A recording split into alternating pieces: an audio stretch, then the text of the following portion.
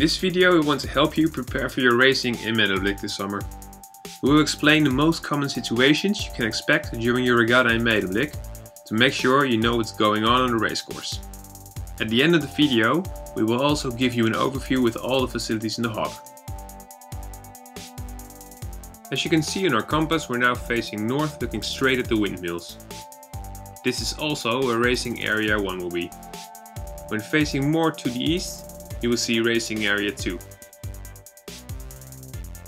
There are generally 3 possible wind directions, and in every wind direction there are several options for the wind and sea state. We have selected the most important ones for you. The possible wind directions are southwest, which is an offshore breeze, northwest, offshore also, and we have onshore varying from north to the east. First, let's discuss the southwest option. Southwest is an offshore breeze. Depending on the position of the racecourse, your race can be influenced by the city of Medemblik as the wind tends to shift around the city. The southwest breeze is an oscillating breeze. Shifts can vary 10 to 25 degrees. Sailing the shift is very important. If there is less wind than 15 knots, there can be substantial pressure differences. Even though the pressure differences can be big, be careful with sailing a header. If you guys are unlucky and there's a forecast for showers, this will influence the racing. You will recognize the big black clouds easily. The clouds that are approaching from the right, that means the right of the wind direction, will have the biggest effect on racing. The wind will increase when a cloud is getting closer and shift hard to the right.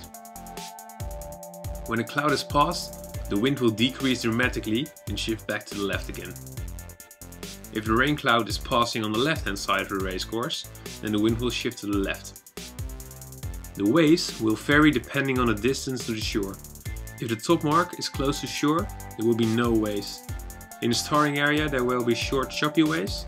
This means you will need to change your technique during the race several times. Now let's have a look at the northwest option. Just like the southwest, the northwest is an offshore breeze. The city is not into play. There will be a big difference in wave state on the racecourse for the racing area close to the windmills. For the racecourses further away, the waves will be short and choppy all over the racecourse. Make sure you know the time in between the oscillations. If rain is forecasted, the same rules apply as with the southwest breeze.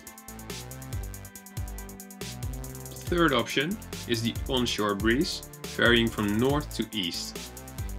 The lake is about 30 kilometers long. The onshore breeze is normally steady and oscillating. This means the pressure differences and shifts are not too big. Under 10 knots, pressure is more important than shifts. Above 10 knots, shifts are more important than pressure. Waves are reasonably high, but are still moving very slowly. Every 7th wave is a big one. This means you have the option to sail around the big ones in the upwind. It is very important to keep your body weight forward in the downwinds. Rain clouds are not very likely with this wind direction. There is one other possible situation which I hope for you guys will apply during your event.